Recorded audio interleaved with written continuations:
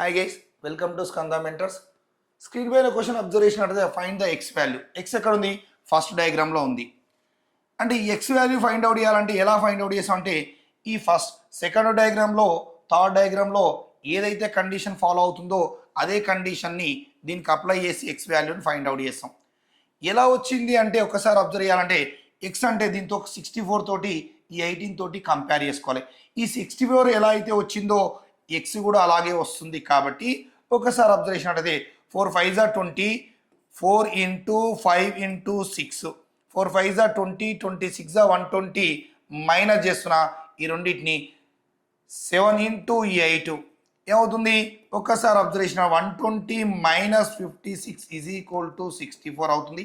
Same ఇక ఇది 3 into 4 into 5, 5 4 జా 20, 23 జా 60 అవుతుంది. 60 మైనస్ 6 7 జా 42, 42 తీసేస్తే 18 అవుతుంది.